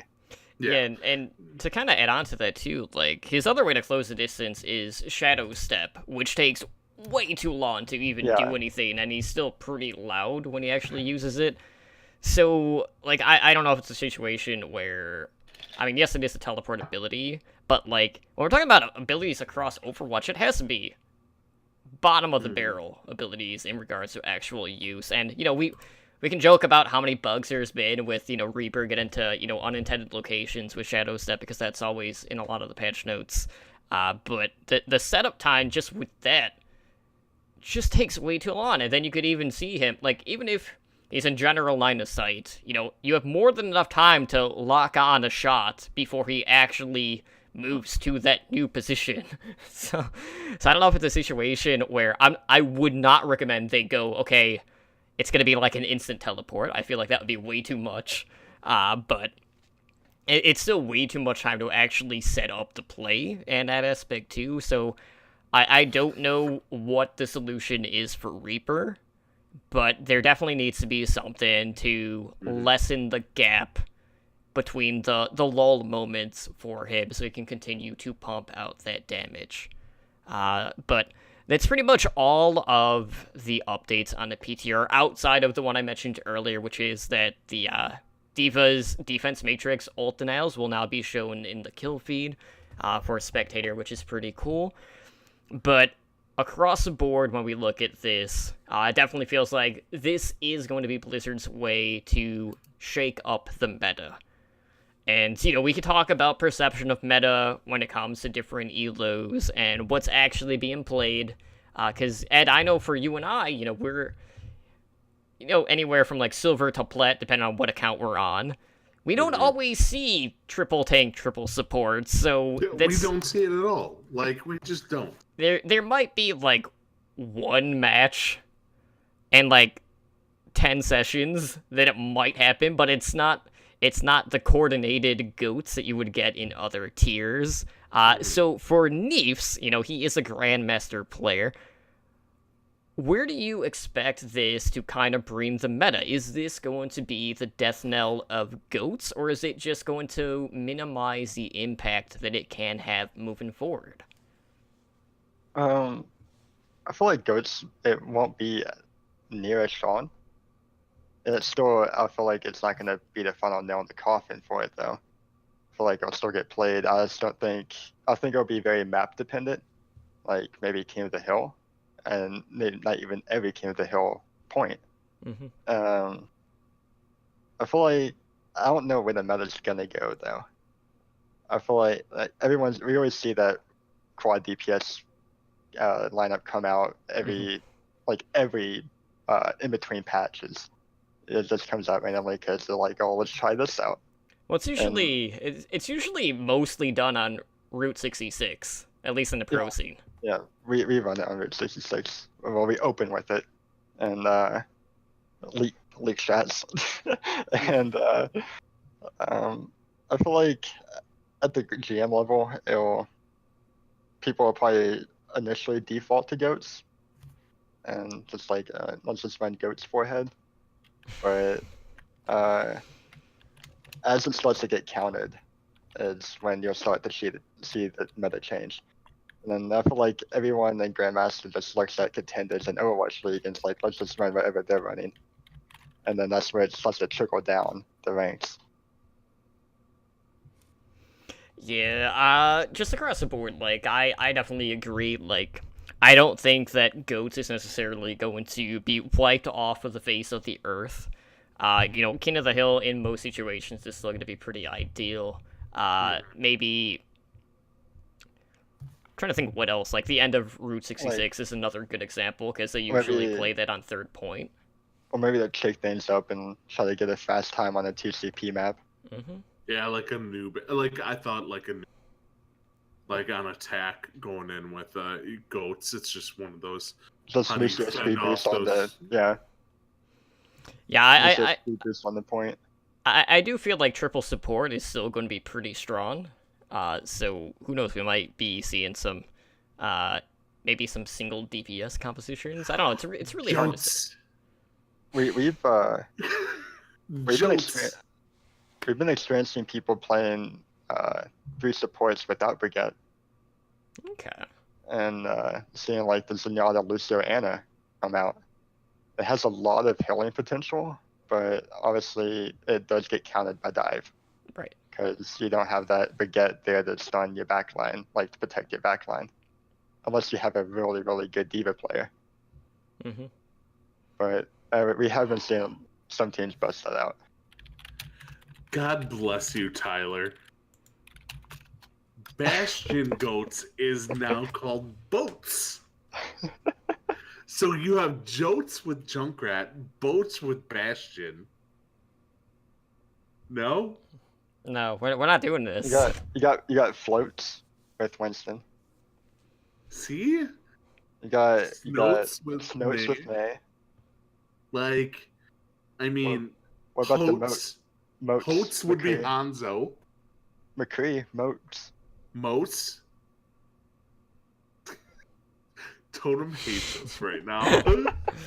Well, I did not approve of the renaming of goats when it doesn't make any sense. When you're losing I feel a core aspect of the actual composition, that's just not. It doesn't work that way. You need to come to terms with this. No.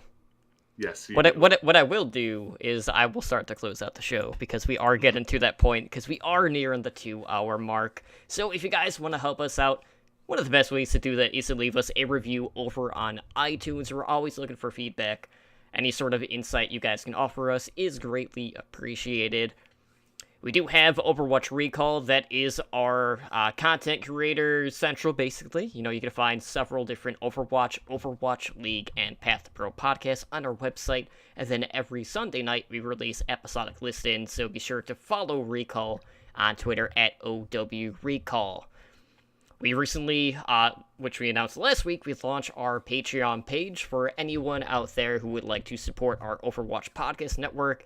as it grows further and improves. So we are offering 4 different tiers starting at just $1 a month. So learn more by visiting patreon.com/OWL Network.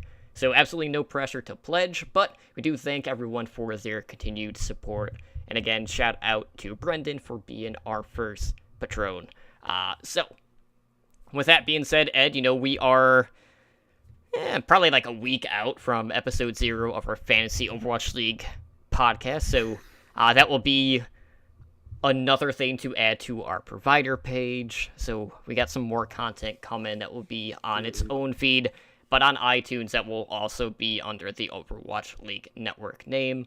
So, whenever you search Overwatch League Network and you click on that in the store link, that'll show all of our podcasts on that, so be sure to check that out. But Ed, we have so many ways that our listeners can reach us at, so why don't you let them know where they can find us? All right, well, you can reach us on email you can reach us on Twitter at H&D Overwatch. We do have a website. It's OWLNshow.com. Just type that in. You'll go straight there. We are streaming live on Twitch at twitch.tv/OWLN show. We are a Twitch affiliate, so you can come support the show by subscribing to our Twitch channel, unlock our network emoticons, get timed out for spamming outlaw emotes like Melon. I fixed it. Yes. So thanks again to everyone who chat. So if you'd like to catch us live, we broadcast. This might be the last week of it. We broadcast 2 nights a week. OWLN, so Overwatch League Network, is Mondays at 7 p.m. Pacific, and Heroes Never Dies at Wednesdays at 5 p.m. Pacific.